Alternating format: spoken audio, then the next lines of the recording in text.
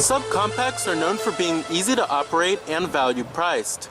In recent years, however, subcompacts they not only got more stylish, but started to include many more luxury features that you would find on higher-end vehicles. One of the subcompacts to start that trend was the Ford Fiesta that has been on the market since 2010. This little economy car got a refresh in 2014 and even spoiled you with many more features that were available. So is this vehicle still competitive? Let's go ahead and find out and check out this 2015 Ford Fiesta. Now our trim of the Fiesta we have here is the SE trim, and it's one step up above the S trim, which is the base model and comes with manual windows and manual locks. But this version we have here is... Yeah, let's go ahead and rev it up.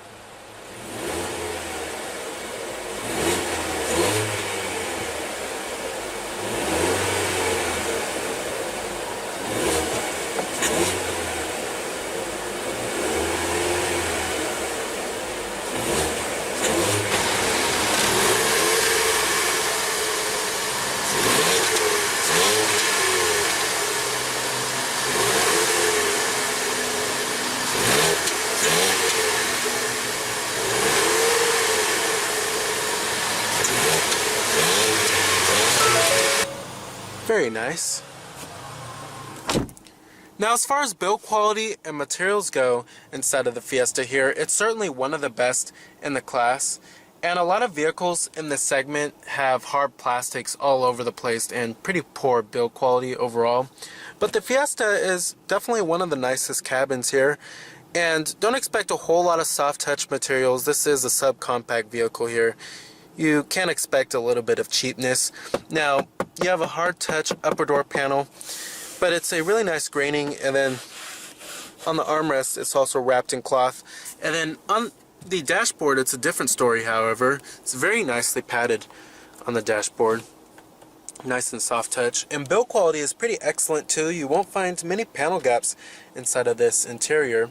So overall, build quality and materials are excellent for this vehicle, especially for the price it has. Now down there you have a little storage cubby. Right here you have a 12-volt power outlet, USB port, auxiliary input, 2 cup holders. Armrest is a little soft.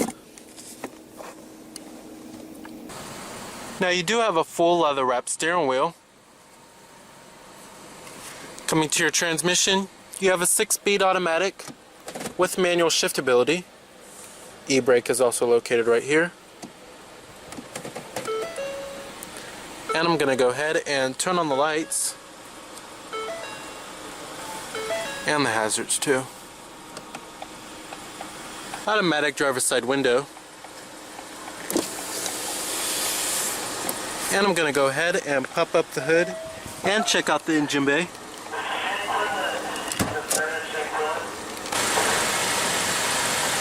You do have a little blind spot mirror right there. Turn signal indicators integrated onto the mirrors. 16-inch 8-spoke machined aluminum wheels, halogen headlights.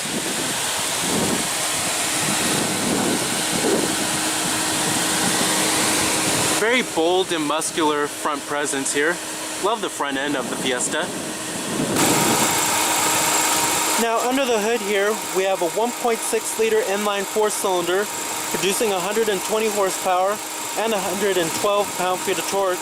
Now your base transmission is going to be a 5-speed manual, while a 6-speed automatic like how we have here is optional.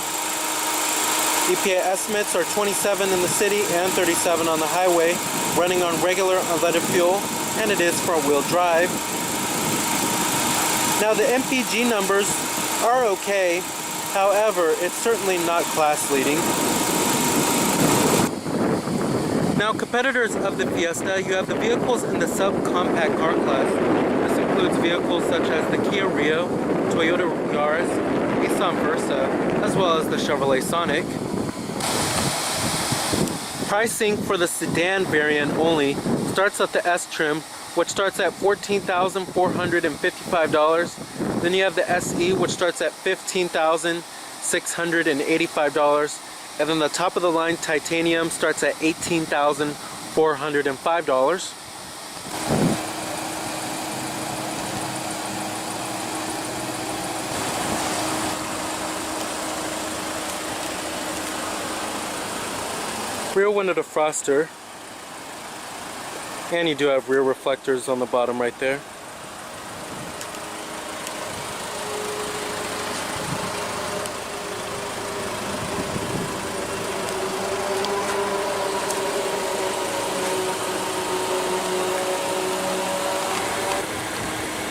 Like I said, EPA estimates are 27 in the city and 37 on the highway.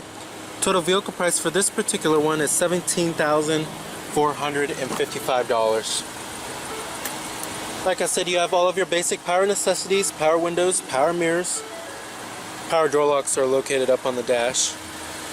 Armrest is wrapped in a nice soft touch cloth.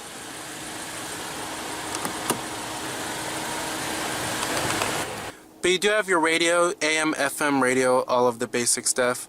And then your different media options do include your auxiliary input and then your USB port as well. And then you have your seek and track button and then your integrated dial pad for your Bluetooth phone. But overall, it's a very simple and basic looking system here. And then it gives you your digital clock and then the time and date and then your direction of travel. Now coming to the steering wheel design, I like the steering wheel design of the Fiesta overall. You have your voice recognition, Bluetooth phone controls, steering wheel mounted audio controls, and the steering wheel also does tilt and telescope manually. However, I didn't think the range of adjustment was all that great. And then you do have your cruise control buttons over here and then intermittent windshield wipers. Then you have your RPM gauge right there, and then that little center screen right there shows you what gear you're in, and then your trip odometer. Then you have your fuel gauge down there, and then your speedometer. It's turbocharged. Ford uses a turbo with low inertia rotors, meaning that the turbocharger can spool up much quicker. Maximum torque on this engine comes at just 2,500 RPM, giving it much better low end and mid-range torque. In addition, it's got variable valve timing, direct injection, but one of the biggest problems with any three-cylinder engine is vibration. So what does Ford do? The pulley and the flywheel are unbalanced with weights that are placed precisely to counteract the natural shaking forces of the engine. Now, if you go back and watch my Mitsubishi Mirage review of that car, one of the biggest complaints is it has so much noise and it has quite a bit of vibration. It's noisy. I can't get over the noise. Also, to get around the noise that typically comes from small engines, Ford is taking the rubber timing belt and immersed it in oil. That means it's helping to absorb a lot of the noise. In addition, Ford uses a very stiff cast iron block with different engine mounts to help isolate noise, vibration, all those sorts of things. And when you drive this car, I'm telling you, the average person, if they didn't know it was a three-cylinder engine under the hood, would have no idea. So that's what we're going to do now. Go for a spin. Okay, so that's all that went into the engine. We started up here, and the real test of a small engine is sitting at idle, and there is absolutely no vibration. I was first enamored with this back in the 90s when you could get a V6 to be this smooth. Now you've got a three-cylinder engine that's this smooth. So all of that balancing works and definitely is not a loud engine. So we'll put it into gear and get into what's going on here in terms of horsepower.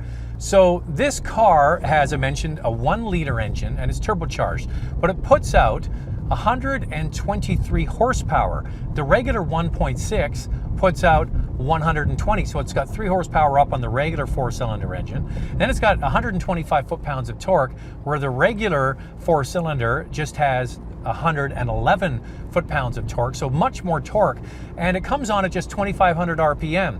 Now, with the 4-cylinder engine, its maximum torque comes at 5,000 RPM, so a classic 4-cylinder engine that you've got to really wind out in order to get the maximum torque. Now, with this engine, you can loaf it along actually at low RPM, and it actually prefers to be driven that way, much the same way you would drive a diesel. In fact, you can drive around the city most of the time in 3rd gear, almost like you would an automatic. That's one thing I want to point out. This car is only